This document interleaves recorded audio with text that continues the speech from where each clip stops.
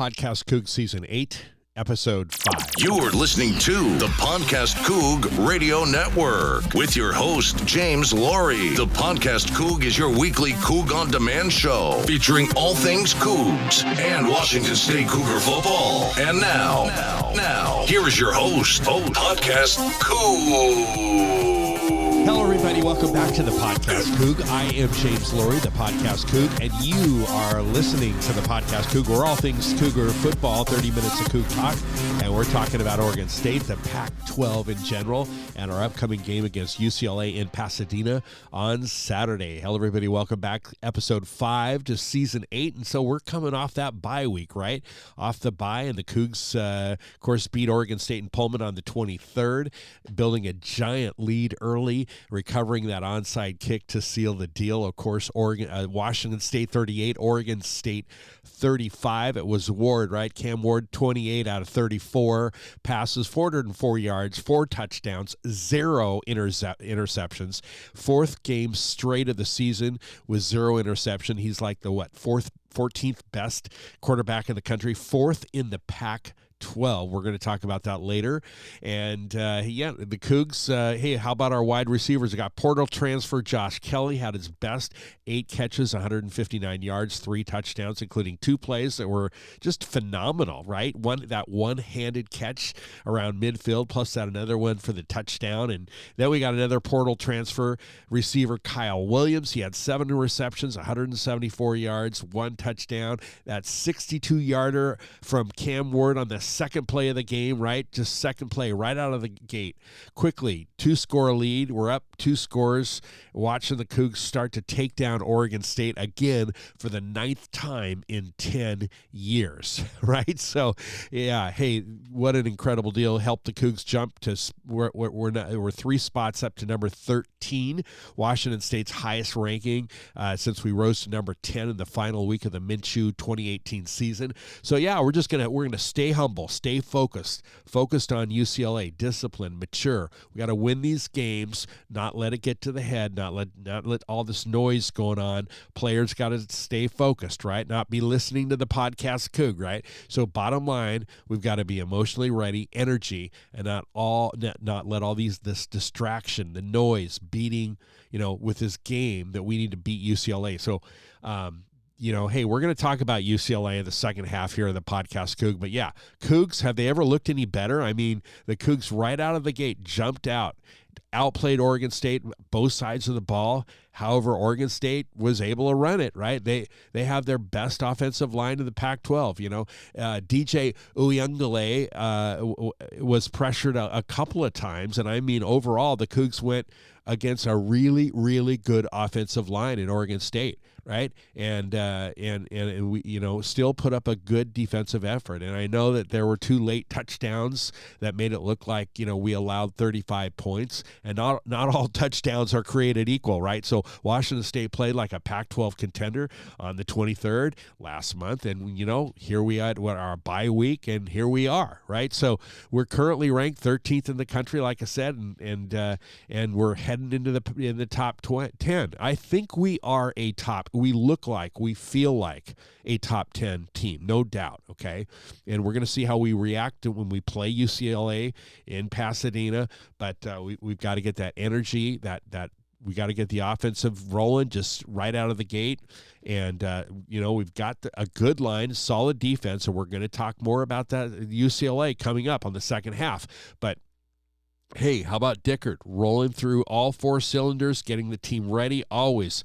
All the distractions. We got the conference realignment, the game day issues, or the college game day, the banner back and forth. Michigan State going after Dickert. Rumors and more of rumors on Dickert possibly leaving. And then we've got the Big 12 speculation of the $325 million payout to the Pac-2, Oregon State and Washington State. So much distractions, lots for that team to really be distracted. But you know what? The team has always been fired up and ready these 4 games. And so, which is pretty amazing, right? And so you got to hand it to Coach Dickert for getting the team ready, and let's hope in Pasadena we just keep rolling. So what's interesting, though, is how our recruiting's been through all this, right? He's bringing in guys, right? Coach Dickert's bringing in. We're outperforming the USCs of the world, the Wisconsins, the Utahs, the Oregon States, the A&Ms. Texas A&M's got a ton of 4- and 5-star recruits, and last time I checked the top 25, they're not even in the top 25. So he's what an incredible the recruiting effort, and you're just not going to find us every year after year in the top half of or the top third of the conference in terms of recruiting. Yet Jake Dickert performs, and sure, the portal is helping. The portal does help, I mean, it is a two-edged sword. We lose guys, but we bring guys in, and guys like Cam Ward in his second year being magnificent. Last year I wasn't a Cam Ward believer at all. I wanted Materian all day long. And I'll tell you something, there's not one Coug that's not happy with Cam Ward. And he's getting better and better. He's a leader. He listens. He's not, doesn't have a big head, right? He's not letting this go to his head. Really doesn't have an ego. My wife says we all have egos to some degree, but he's calm. One thing I like about Cam is that he's calm, right? He's not overly hyped up and reactive, very professional. He's ready for the next level, no doubt, for next year. And according to Brink, he's gone. He won't be here next year, and Mateer will be in it. And I think that's another reason why Coach is playing Mateer every game. He's bringing in Mateer for a few plays every game to kind of keep him on a leash so he doesn't leave the portal. So it's a reminder that, hey, John, you're up next. Cam may not be here next year. I doubt Cam will be here next year. And it's kind of a reminder that, John, you just stay with us. You're going to be the guy. You are the guy. So, Cam was magnificent. He had 4 touchdowns, 6 incompletions against the best defense coordinators in the Pac-12, and that's just impressive. I mean, Washington State builds up a 3-possession lead against the Beavs, and then, of course, they whittled it down to 3 points, and it came down to that onside kick. But, okay, who felt that Oregon State had the better team on the 23rd in Pullman, right? I mean, look, the crowd itself sold out. The students, got to hand it to the crowd. The students, Butch, everybody. It was another Wisconsin-type atmosphere. Everybody. It was just amazing. And even Benny, the Benny Beaver and the Cougs, and Butch, Benny Beaver and Butch came out in the little car. I mean, that was just a great. And the fight song for Oregon State, it's just amazing. So, hey, I didn't think the Beaver fans did. I don't think there's anybody that thought that Oregon State was the better team. I mean, you go talk to Beaver fans, they're all agreeing that we were the better team on both sides of the ball. DJU, frankly, he's a good quarterback, but he's certainly not all the hype. I mean, he's good. He can run the ball. He would be great in the Mountain West, but Oregon State's, they're going to be there. There's certainly not the 10-win team as they were last year. I mean, good going. Oregon State did beat Utah, which, convincingly, Utah is not a top 10 team. That's the thing about the rankings, right? We really don't know until week 9, week 7, week 8, week 9, really where everybody shakes out at. So Utah certainly doesn't belong anywhere near the top 10. And so, we looked great against Colorado State, Wisconsin, Oregon State, and, against ranked opponents, the Badgers and the Beavers at the time. We did it convincingly, right? Convincingly. And we've been the better team by far. And we had the 3-possession lead against Wisconsin at one point, and maybe it was a 2-possession lead. But, big points and ranked opponents twice this year.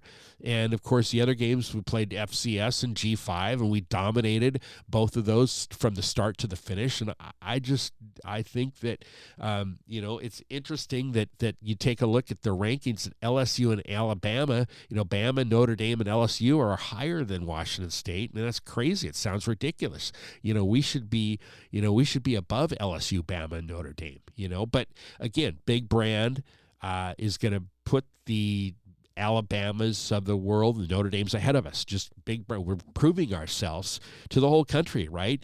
Cougs versus everybody, right? So I want to give the explanation of, tell me why Alabama's resume at this point is better than Washington State's. And like I said, it's because they've got the bigger brand school, They've got Saban. I mean, it's just a natural, right? So, regarding Oregon State, the Cougs were the better team, no doubt. We won. I mean, talking about Washington State, how we played, boy, I mean, the country is ready to talk about Washington State. We're getting all this publicity on game day every week and conference realignment and the Pac-12. We're getting tons of exposure, tons of conversations.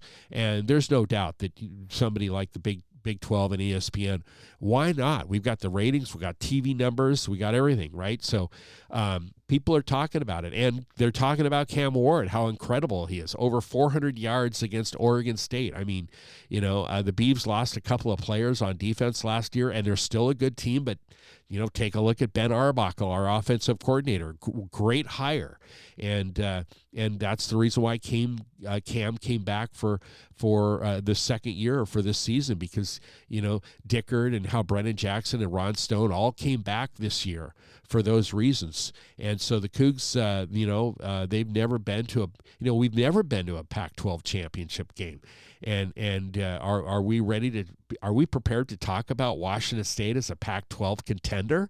If we beat UCLA on Saturday, is that the topic of conversation, to be a Pac-12 contender? Of course, there's UW and Oregon, and then there's us, right? And so here I'm going to break down the top 5 this week, where we're at in the top 5, the best of the Pac-12. It's UW, right? Oregon, and then Washington State. USC and Oregon State. Those are the top 5. And again, UW, Oregon, Washington State, USC, and Oregon State. That's it. We're in third place. And right now, and of course, we're 4-0, ranked 13th. And remember, this year we miss USC and Utah on our schedule. And you know what? Any other year, I would love it to miss USC and Utah. But you know what? This year, I would rather, and I'm sure you agree, I'd rather play USC and Utah this year and not play Oregon and UW. I mean, it's crazy. Oregon and UW are far, far more superior than USC and Utah. And Utah, they don't have an offense. I mean, Cam Rising might be back healthy on the 14th of October. USC has got defense issues. Grinch he's got a soft defense, right? That's their problem. Sure, they've got their offense, but USC's defense is very they just don't have it this year. So we miss USC, we miss Utah. We've got Colorado at home. I don't see anybody coming into Pullman and winning, right, against us. Nobody's going to come into Pullman. I mean, it's possible. I think that Colorado game is going to be huge. The two teams that have the best chance to a shot at Wisconsin and Oregon State, if you said, hey, if I told you applying the name Washington State to a top 2 of the top 20 teams convincingly that beat 2 ranked teams, Wisconsin and Oregon State, and they were 4-0, dominant in all games, you'd say, well, that's a Pac-12 title contender after 4 weeks, right? Well, guess what? We are. So it's pretty interesting. Now, let's take a look real quick. This past week, Oregon, of course, they're just 5-0, right? And of course, they just blew past Stanford. I don't see the Ducks. There's very little weakness there. We've got them in Eugene. It's going to be tough, but you never know. It's all about energy, and who knows? We show up, and if they don't show up on energy, it could be we could have a slight chance. The Huskies, of course, Penix is just the best quarterback in the country, and they're 5-0, and they took care of Arizona. Delora didn't even play. Washington State, third place. Of course, we talked about us and big game on Saturday. USC, they won, Colorado 48-41. It was a close one at the end, but USC dominated that game. Oregon State had a good game against Utah, 21-7. It exposed Utah. They really don't have an offense this year with Cam Rising out, and then Utah again. Right after Oregon State is number 6, and then we got 7 is UCLA. This is ranking top to bottom on the Pac-12. UCLA didn't play last week. We both UCLA, Washington State had a bye. Colorado, of course, lost to the USC. Obviously a late fourth quarter comeback, close, but it really was dominated by USC. Arizona didn't play, and Arizona is sitting right now at 3-2 on their schedule. Arizona State, they're having a tough year, and they lost to Cal 24-21. And then, of course, Stanford is really at number 12. They're just struggling on both sides of the ball. 7 consecutive losses to Power 5 conferences, to Power 5 opponents, dating back to middle of last season. So Stanford is definitely having a challenge. I missed that. Cal is number 10, by the way. Cal's after Arizona. So Cal is number 10, and then we got Arizona State, and then Stanford at number 12. So anyway, hey, we're gonna talk about UCLA. We've got UCLA, of course. We're gonna talk. The biggest outright winner so far is UW and Oregon, but we're gonna keep our eyes on the Cougs, and we've just been playing amazing football, and Dickert's a heck of a coach, and we're gonna talk about UCLA, their defense. Come on, we're talking about UCLA, how good their defense is. Chip Kelly next, right here on the second half of the Podcast Coug. Hey, Coug fans. You're podcasting with James Laurie and the PodcastCoug Radio Network. The Podcast Coug is your weekly Coug on Demand show, featuring all things Cougar football in Washington State.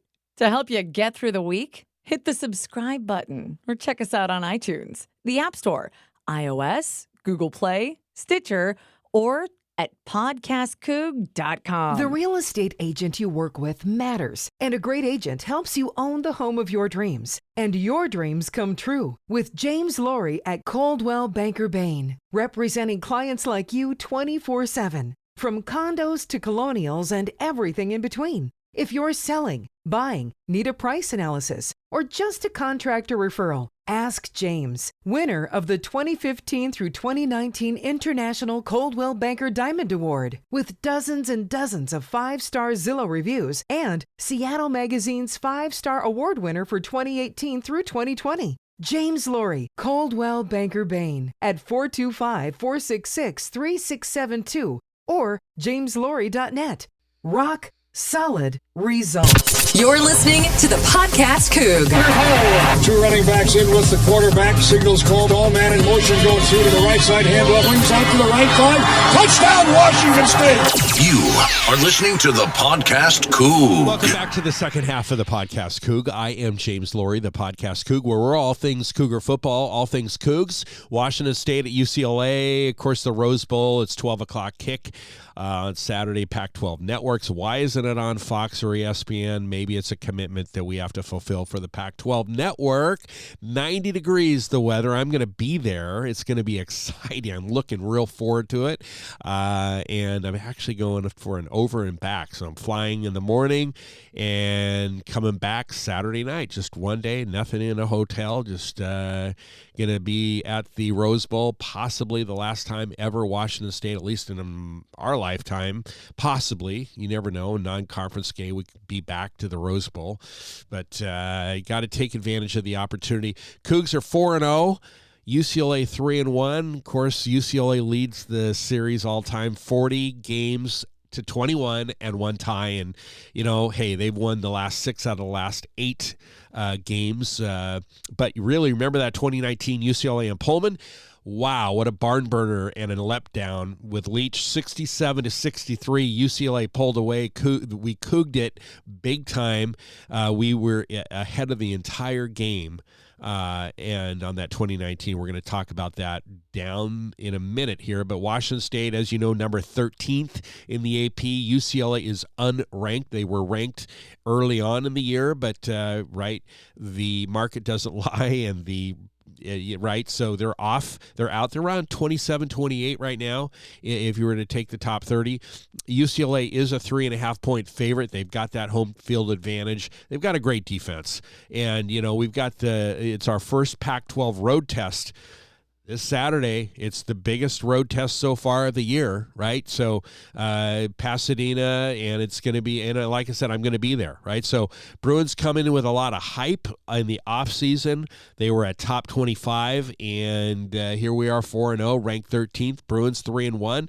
And they're sitting outside in the polls. And you know what? They've got a challenge. They're looking at us. They got a lot of fear, probably more respect for us than I've ever seen ever. You know, you just to look at, I mean, you take a look at Chip Kelly. And so, but they do have a freshman quarterback, you know, all sorts of potential, you know, but nothing has happened on their offense, right? Really. But who can forget the last time we met, 2019, seems like forever, a long time ago, we played UCLA, and that was in Pullman. We boat raced UCLA pretty much all the way through the third quarter. We had a lead 49-17 in the third quarter, and then UCLA rallies back and escapes the loss. They beat us 67-63. We couged it, and basically Bruins scored 28 straight points in Pullman. It's just crazy on that fourth quarter with Leach.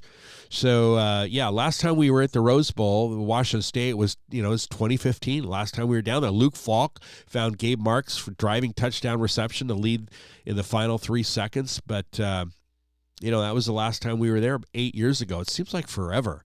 And UCLA, they just blew past Coastal Carolina to open up their season, and then they took care of business San Diego State and North Carolina Central. So, then they got this bye, and they're struggling with low scoring. They, of course, with Utah, they had their low scoring game with Utah, 14-7, only 7 points. So they did really well on G5 and FCS, but with Utah, they didn't, So this is the first meeting, like I said, since 2019, that disaster with Mike Leach. We talked about, last time we were at the Rose Bowl, it was 2015 with Luke Falk and Gabe Marks. And, this is the, right now, Washington State, I don't know if you know this, we're the best team in the country at converting third downs. Right. So Cougs we're converting, first downs, 31 out of 52 third down attempts. That's a 60% margin. The Bruins, on the other hand, are just average or below average. They're about 40% of a conversion to on third downs. So this is where the Cougs where we can really attack, especially with Cam Ward playing at such a high level. Now why? So receiver Lincoln Victor is out. He's got that high ankle injury from that win over Oregon State, so he's going to miss on Saturday. Apparently, he's better. He's getting better. We might see Lincoln back this year. The Bruins are off to that 3-1 start, though, and like I said, they opened up a 27-13 win over Coastal Carolina, followed with a 35-10 over SDSU, and won their third straight. They boat raced on FCS North Carolina Central at a 59-7 blowout. So, and then UCLA suffered their first setback of the season on the 23rd against Utah, 14-7 in Salt Lake. So, like Washington State, UCLA coming off of a bye, and so it's they're going to be, it's going to be interesting. Yeah, weather's going to be phenomenal, right? So now on the offense with UCLA, quarterback Dante Moore, true freshman, by the way, His numbers so far: 47 out of 86. He's 55%. He's got 8 touchdowns and 2 picks, right? So recently, in his team's loss to the Utes, he completed 15 out of 35, 234 yards, 1 touchdown, and 1 pick. He's struggling a bit, and so, he's struggling. And, they have Ethan Garbers. He completed 10 out of 17 for 121 yards, 1 touchdown, and 2 picks in his win over Coastal Carolina. So Chip Kelly is, definitely known for his offense. He's been a little bit different this year at the quarterback position. I mean, they even got a third guy. They're playing 3 quarterbacks. They're trying to figure it out. They're trying to figure out what's going to work. And on paper, on computer, the quarterbacks they brought in are just not superior. So we're going to see how this is going to go, but it's a real huge disappointment for Bruin fans regarding their offense, right? They're struggling offensively. Now, defense, the Bruins rank 6th in the country, allowing points per game. They're yielding just 11 points a game. And so they're doing really well. They've only given up 78 rushing yards this year. And that's the most important stat, is the second best pass rushing team in the country. That's what it is. I mean, their pass rush is great, and they've got an advantage. They've got an edge rusher, right? Leatu Latu, a senior that has 4 sacks this year. He's forced 2 fumbles. He recorded an interception, his win over North Carolina Central. And, also they've got a pass rusher, Grayson Murphy, who's had 3 sacks. And then get this, he's got an identical brother, Grayson Murphy, his identical twin brother, Gabriel Murphy, on the team, 1 sack, but he puts a lot of pressure on quarterbacks. So they got the Murphy brothers, and they got Leatu Latu, who's just their best player, downright. He's in the NFL, right? So, standout defenders like, Kane Medrano and Darius Masso, one of the best defenses in the Pac-12. So quarterback Dante Moore, he was a number 4 rated recruit in the country. He was a 5-star quarterback. It showed some greatness, but he's got growing pains. He looks strong against cupcakes, against soft non-cons, but didn't play well against Utah. So we'll see. This is by far Washington State's going to be their biggest challenge, their biggest opponent. They've never seen anybody like Washington State. Okay, never. Not this year, right? So UCLA ranks number 17 in the nation on rushing offense. Carson Steele and T.J. Harden has been strong at running back. Both of those guys at running back. But again, on defense, edge rusher Leatu Latu is one of the best pass rushers in the country. He's, like I said, 4 sacks. He's got 8 pressures on the quarterback. 18. So the Cougs offensive line have done a good job this season in pass protection, and we're coming off of that big game against Oregon State. But Latu, along with the Murphy twins, Grayson and Gabriel, they're going to figure out that it's going to be a challenge against UCLA. I don't think we're going to hang 40 points on UCLA. No way. I mean, it's possible, but they're just too good defensively. So we're watching Leatu Latu, right? And, he was a UW transfer. He transferred from UW. Is one of the best pass rushers in the country. Huge test for our O-line. So we need to double team Latu either with a guard or a tight end, and we might have to compromise one of our matchups, So if Latu gets in the backfield consistently, a victory becomes difficult for the Cougs. But it is one guy, and Washington State can control him and give our guys the time to get open. So I believe we are going 5-0, okay? Now, Chip Kelly, right? Chip Kelly's, he's in his 6th year at UCLA. 30 wins, 22 losses. Overall, Kelly's got, listen to this, 76 wins and 37 losses. And that historic, legendary run he had at Oregon for 3 years? Excuse me, not 3 years. He was there for a decade. 09 to 12, 3 years. Was he only at Oregon at 3 years? Anyway, he had a 33-3 run at Oregon. He only lost 3 games. Yeah, he was only there for 4 years, 3 or 4 years at Oregon. But, Chip, he discovered with UCLA what they've got is recruiting, and what they got is self-recruiting, and the location is tough to beat, right? You've got Westwood, just a beautiful community, and you got great weather throughout the year near the beach and all the amenities, and you've got Hollywood next door. Now, granted, a lot of these cities are closed or they're ghost towns because of the fentanyl crisis, and it's pretty bad. It's pretty bad. But major corporations are in town with the NIL cash. I mean, you got headquarters all around LA, and you've got an academic great program of UCLA. It's a great football school, and so it's very attractive to recruits, but I'm not so sure Chip Kelly is the type that gets out there, feet on the ground, and really goes after recruits, aggressively. I think UCLA just sells itself with the weather and the beach. But honestly, Chip's system is built for smart players, and so.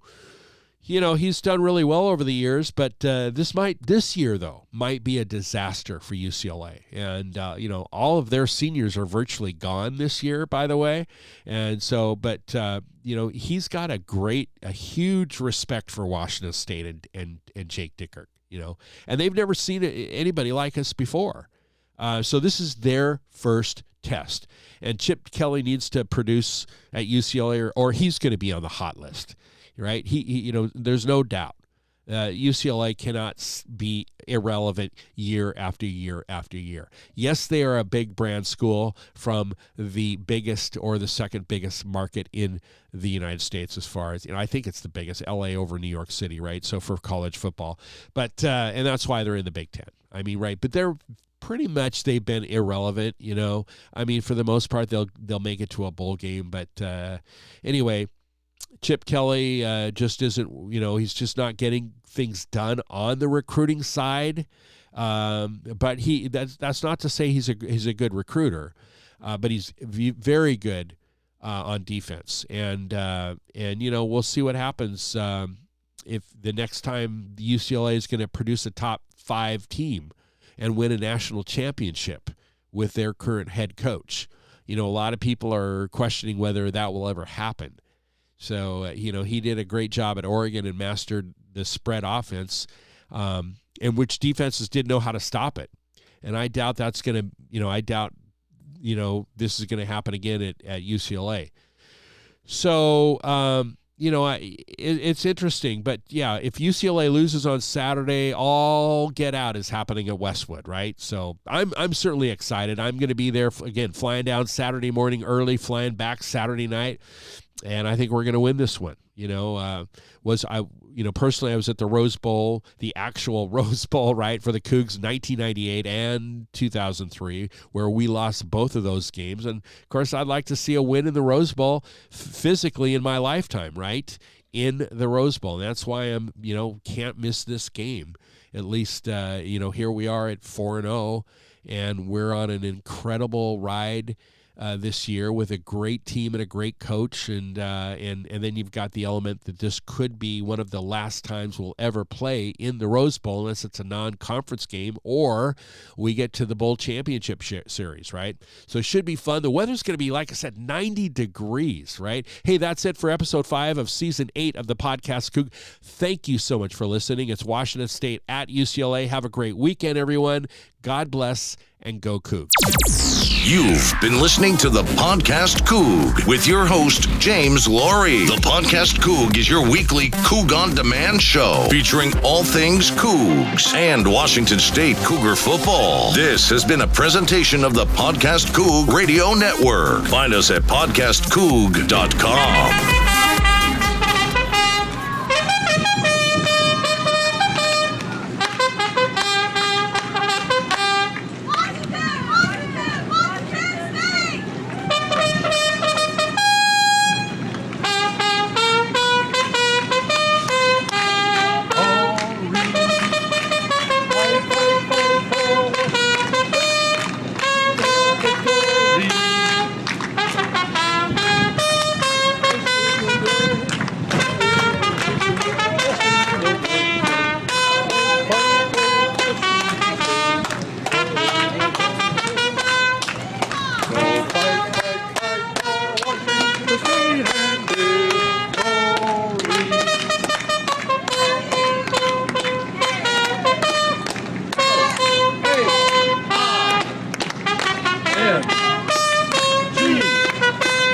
T